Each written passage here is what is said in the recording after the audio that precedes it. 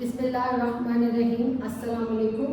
मैं आप लोगों से उम्मीद करती हूँ कि आप अपने घरों में सब महफूज और सेफ़ होंगे और अच्छी कंडीशन के साथ भी होंगे।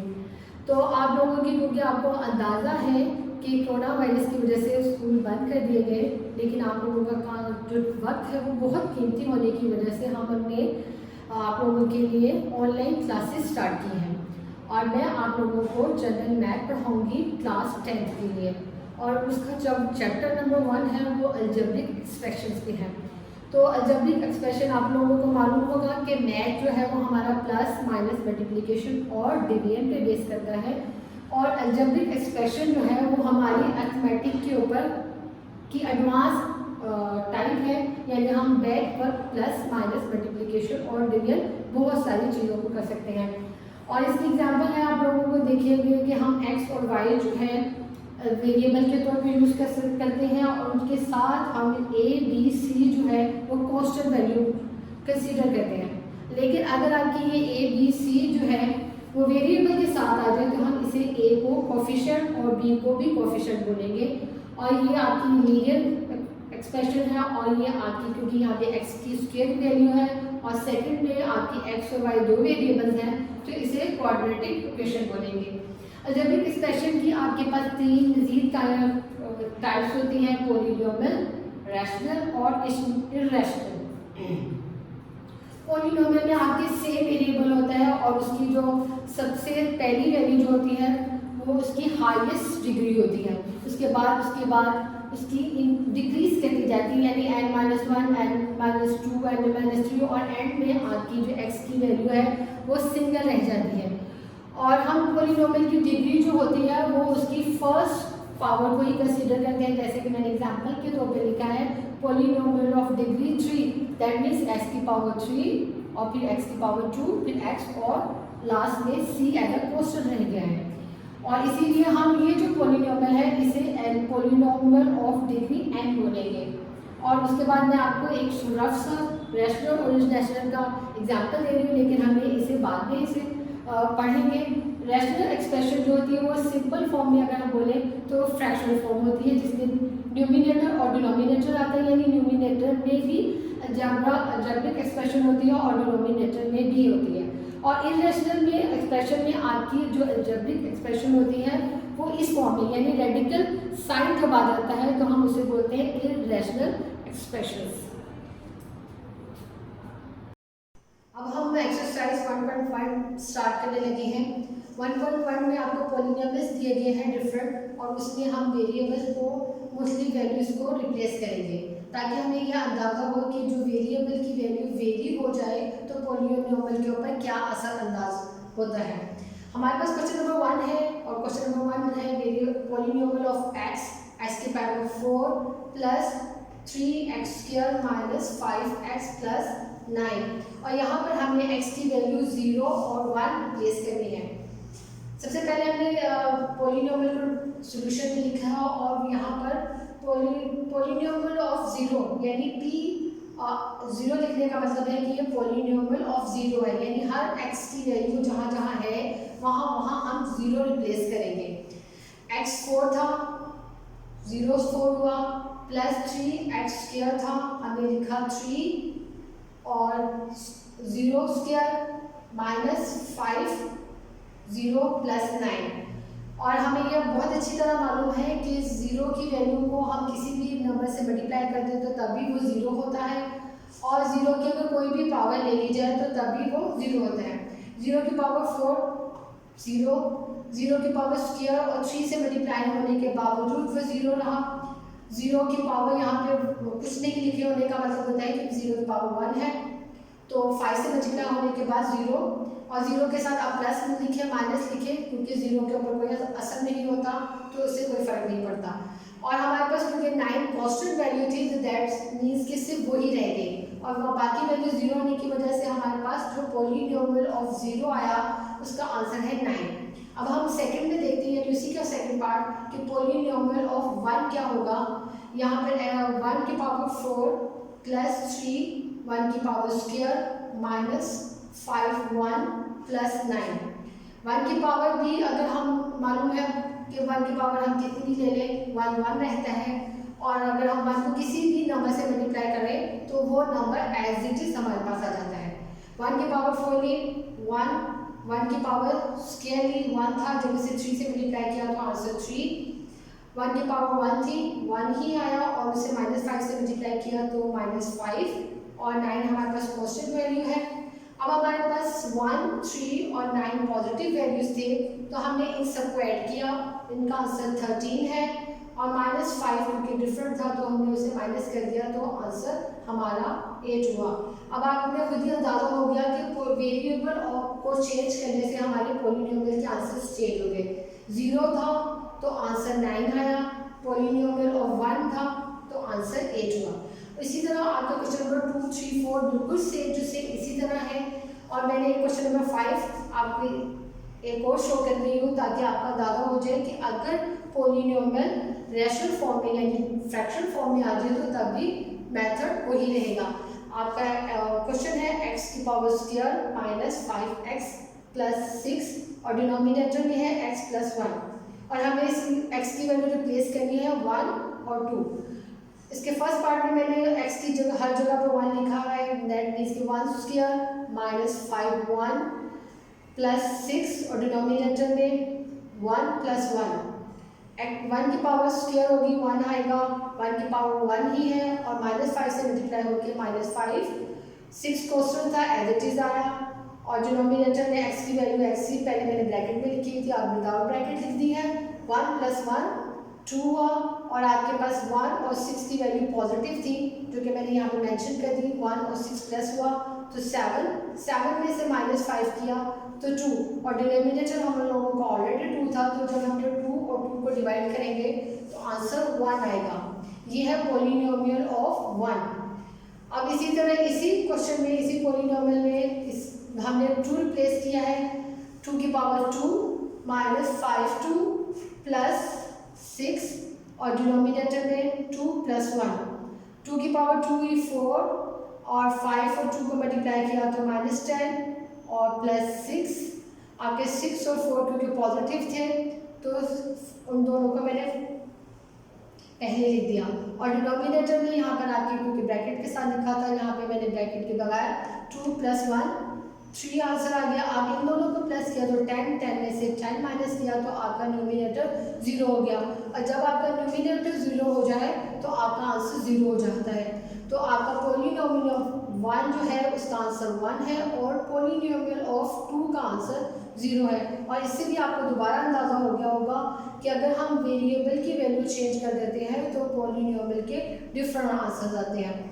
आपका क्वेश्चन नंबर ये जो है क्वेश्चन नंबर 1 से लेकर 8 तक वो सारे के सारे पॉलिनोमियल्स में आपने डिफरेंट वैल्यूज ऑफ वेरिएबल को रिप्लेस करना है, तो इसलिए मैंने आपको क्वेश्चन नंबर 2, 3, 4, 6, 8 और 8 आपको होमवर्क दे दिए हैं। ये आप लोगों ने अपनी नीट कॉपीज में करना है, और आपको जो नीट कॉपीज़ हैं नीट रजिस्टर जो है वो स्कूल से मिल जाएंगे। आपने ये काम उसके ऊपर अच्छे से कर लीजिएगा, और आपका ये काम जब स्कूल खुलेंगे तो ये चेक होगा, तो इसलिए आपने इनको नोट नीटली कीजिएगा और साथ साथ इन कामों की इन क्वेश्चंस की प्रैक्टिस भी कीजिएगा ताकि ये अच्छे से आपको। अब हम नेक्स्ट क्वेश्चंस करने लगे हैं, और ये है आपके रैशनल एक्सप्रेशंस। रैशनल एक्सप्रेशंस को हमें उनकी लोएस्ट टर्म में रिड्यूस करेंगे। वो इसलिए रिड्यूस करेंगे कि आप क्वेश्चन नंबर 9 को गौर से देखें तो उसमें आपके वेरिएबल जो x और y है वो 2 टाइम्स हैं, यानी न्यूमिनेटर में भी आपको नज़र आ रही है और डिनोमिनेटर में भी आपको नज़र आ रही है। दैट्स वाई हम इसे रिड्यूस करने की कोशिश करेंगे। दैट मीन्स कि आपके पास आपके आंसर में सिंगल वेरिएबल हो, चाहे उसकी पावर कुछ भी हो, x की पावर भी सिंगल आनी चाहिए और y की पावर भी सिंगल आनी चाहिए। क्वेश्चन नंबर 9 स्टार्ट करते हैं। क्वेश्चन नंबर 9 में आप इसके कोफिशिएंट देखें वो है 8 और 12। 8 और 12 क्योंकि एक ही टेबल पे आते हैं 4 के टेबल में, तो हमने इसकी कटिंग कर दी। 4 2 8 और 4 3 12, और y के वेरिएबल की पावर जो कि न्यूमिनेटर में 2 थी ग्रेटर थी और डिनोमिनेटर में आपके पास y की पावर 1 थी, तो मैंने इसलिए डिनोमिनेटर वाले y की पावर को ऊपर न्यूमिनेटर वाले y की पावर से माइनस कर दी। और x की पावर चूँकि आपके डिनोमिनेटर वाली ग्रेटर थी तो दैट्स वाई न्यूमिनेटर वाले पावर की जो थी वो माइनस होगी। तो आपके पास आंसर में जो रह जाएगा वो 2 की पावर वाई 2y यानी वाई की पावर 1 और 3x² यानी x की पावर 2। क्वेश्चन नंबर 10 कहते हैं। क्वेश्चन नंबर 10 में आपके पास 25a की पावर 3 और b² है, 14 b² और b की पावर 4 है। 25 और 14 किसी एक टेबल पे नहीं आते, दैट्स वाई इनकी आपस में कटिंग नहीं होगी। अब a की पावर क्योंकि यहाँ पे न्यूमिनेटर में ग्रेटर थी तो डिनोमिनेटर का आपका a वहाँ पे जाके माइनस हो गया, और b की पावर क्योंकि डिनोमिनेटर में ग्रेटर थी तो न्यूमिनेटर का a जो b की पावर 2 थी वो वहाँ पे जाकर माइनस हो गई, और आपके पास फाइनल जो आंसर रह गया 25a और 14b²। क्वेश्चन नंबर 11 में आपकी ज़रूरत है, आपके क्वेश्चन 1 बाय 1 स्टेप बढ़ते जाएंगे और थोड़ा सा डिफिकल्ट होते जाएंगे। तो क्वेश्चन नंबर 11 में है कि आपके पास न्यूमिनेटर तो एक ही सिंगल टर्म है, लेकिन डिनोमिनेटर में आपके पास 2 टर्म्स हैं।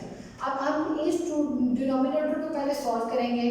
तो जो 12 और 20 है उसे सॉल्व करते हुए मैंने 3 4 क्योंकि दोनों में है तो 4 मल्टीप्लाई बाय 3, और इसी तरह मैंने इनकी वेरिएबल्स की पावर को भी ब्रेक कर दिया, a² क्यूब b की पावर 4 और b 1 रह दिया, इसलिए क्योंकि यहाँ पे b की पावर 4 है लोएस्ट और यहाँ पर a की पावर 3 है लोएस्ट। तो 20 को 2 मल्टीप्लाई बाय 5 से मैंने इसको ब्रेक किया है, और क्योंकि यहाँ पे a की पावर 3 थी तो मैंने इसमें भी a की पावर जो 5 थी उसे पहले 3 और a की पावर 2 में ब्रेक कर दिया, और b हमें पावर 4 ही चाहिए था। और अब मैंने इसे मेंशन भी किया है कि हम जो कॉमन ले रहे हैं 4 क्योंकि दोनों तरफ कॉमन था, a की पावर क्यूब और b की पावर 4 दोनों तरफ कॉमन था, और उसे हमने ब्रैकेट के बाहर लिख दिया, और ब्रैकेट के अंदर आपके पास 3b प्लस 5 की पावर और 5 a की पावर स्क्वायर रहेगी, और न्यूमिनेटर क्योंकि आपका ऐसे एडिटेड चल रहा था। अब क्योंकि हमने आपके जो वैल्यूज बाहर कॉमन निकाली है उसमें वो 4 था, 4 और 16 की कटिंग की 4 के टेबल से, और यहाँ पर रह गया 1, यहाँ पर 4 और a की पावर यहाँ पे 6 और 7 और b की पावर 7 थी, और न्यूमिनेटर के a की पावर 3 और b की पावर 4 जो थी वो दोनों लॉस थी, तो दैट्स वाई हम दोनों को ही ऊपर ले गए, और यहाँ पर लिखा है 6 a की पावर 6 माइनस 3 b की पावर 7 माइनस 4।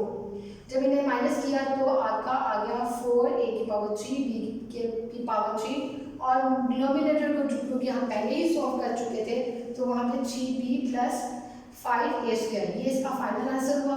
फिर क्वेश्चन नंबर 12 भी सेम क्वेश्चन नंबर 11 की तरह है, क्योंकि आपके न्यूमिनेटर सिंगल वैल्यू है, डिनोमिनेटर में आपके पास 2 वैल्यूज हैं, उसमें से हम क्या कॉमन निकाल सकते थे 27 और 36 9 के टेबल में आते हैं। फिर यहाँ पे m की पावर 4 जो लोएस्ट थी वो हमने, और यहाँ पे x की पावर 6 जो थी लोएस्ट थी तो इसमें ब्रेक किया, m की पावर 4 6 की पावर 6 और 6 की पावर यहाँ पे जो एक्स्ट्रा थी वो x की पावर को सेपरेट कर दिया, और फिर इसी तरह 9 मल्टीप्लाई बाय 4 हम m की पावर क्योंकि हमें लोएस्ट जो चाहिए वो 4 चाहिए तो जो एक्स्ट्रा थी वो m की पावर हमने सेपरेट लिख दी, और x की पावर 6 हमें मेंशन थी। फिर मैंने आपको मेंशन कर दिया कि जो इनमें कॉमन था वो एक 9 था, m की पावर 4 और x की पावर 6 कॉमन थी वो हमने ब्रैकेट के बाहर लिख दिया, जो रिमेनिंग वैल्यूज थी वो थी 3x² माइनस 4 m की पावर स्क्वायर। अब 9 और 18 क्योंकि एक ही टेबल में आते हैं तो जैसे मैंने 9 की टेबल से कट कर दिया, 9 1 और 9 2 18, और आपके पास यहाँ पर आ गया 2, और अब आपके पास अगर वो से देखेंगे तो m की पावर जो है वो न्यूमिनेटर में ग्रेटर थी और x की पावर आपकी डिनोमिनेटर में ग्रेटर थी, तो x नीचे आएगा और m ऊपर चला जाएगा। m की पावर 5 माइनस 4 आपकी पावर m की पावर 1 रह जाएगी, और क्योंकि 6 की पावर x की पावर 6 माइनस 3 थी तो वहाँ पे x की पावर 3 रह गई, क्योंकि यहाँ पे ब्रैकेट्स में ब्रैकेट के बाहर भी एक वैल्यू रह गई तो हमने इस x को ब्रैकेट की वैल्यूज के साथ मल्टीप्लाई करके एक लोएस्ट टर्म में ले गए हैं, और आपका फाइनल आंसर है 2m 3x की पावर 5 माइनस 4x की power 3m square.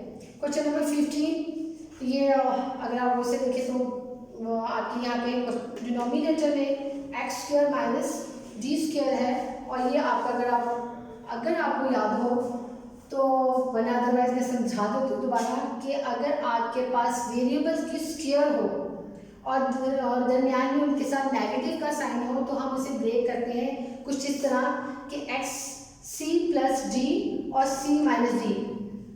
That means कि हम अगर X square minus Y square होता है तो स्क्वायर की वैल्यू जो और दरमियान में नेगेटिव का साइन हो तो हम उन वेरिएबल्स को एक दफ़ा पॉजिटिव के साथ और उन्हीं वेरिएबल्स को एक दफ़ा नेगेटिव के साथ लिखते हैं। और हमारा न्यूमरेटर था, अगर आप उनमें से देखें तो 5 दोनों तरफ कॉमन होना था, मैंने 5 लिखा, यहाँ पे c माइनस डी रह गया। और जो मैं आपको एक्सप्लेन कर रही थी डिनोमिनेटर में वो फॉर्मूला यूज़ किया c plus D C minus D. c minus D ऊपर न्यूमिनेटर में भी आया, c माइनस डी डिनोमिनेटर में भी आया, दोनों की कटिंग हो गई और न्यूमिनेटर में हमारे पास सिर्फ 5 और डिनोमिनेटर में हमारे पास सिर्फ और सिर्फ एक्स सी माइनस डी रह गया। क्वेश्चन नंबर 14 इसी तरह है लेकिन थोड़ा सा डिफरेंट है, थोड़ा सा चेंज है। यहाँ पे न्यूमिनेटर में X square minus Y square लिखा है और वही फॉर्मूला यूज़ करेंगे कि इन सेम वेरिएबल्स को पॉजिटिव के साथ और सेम वेरिएबल्स को नेगेटिव के साथ लिखा है।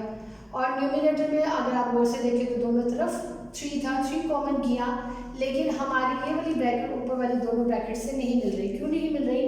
क्योंकि ये पॉजिटिव है और ये नेगेटिव है, लेकिन इसमें x की वैल्यू पॉजिटिव है और y की वैल्यू नेगेटिव है, जबकि हमारे डिनोमिनेटर में y की वैल्यू पॉजिटिव है और x नेगेटिव है।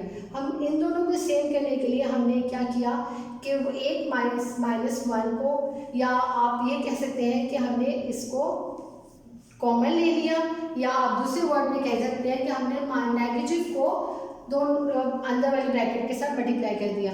क्योंकि हमने जब इससे नेगेटिव को मल्टीप्लाई किया तो y नेगेटिव हो गया, जब हमने इससे नेगेटिव को मल्टीप्लाई किया तो x पॉजिटिव हो गया। अब क्योंकि x को पॉजिटिव था तो उसे पहले लिख दिया, y नेगेटिव था तो बाहर में लिख लिया। अब आपकी ये न्यूमिनेटर की ब्रैकेट और डिनोमिनेटर की ब्रैकेट सेम होने की वजह से हमने उसकी कटिंग कर दी। अब हमारे पास x प्लस वाई न्यूमिनेटर में और -3 रह गया। और आप जब भी फ्रैक्शन में हो तो नेगेटिव की वैल्यू को फ्रैक्शन के साथ मेंशन कर देते हैं। तो यहाँ पे आ गया -x प्लस वाई और 3। ये आपके क्वेश्चन नंबर 9 से लेकर 14 तक हुए हैं और ये रिड्यूस किया है हमने रैशनल एक्सप्रेशंस को। और उसके बाद जो हमारी नेक्स्ट क्लास होगी वो हमारी 15 से स्टार्ट करेंगे और वो होगा हमने रैशनल एक्सप्रेशंस को प्लस भी करेंगे और माइनस भी करेंगे इंशाल्लाह।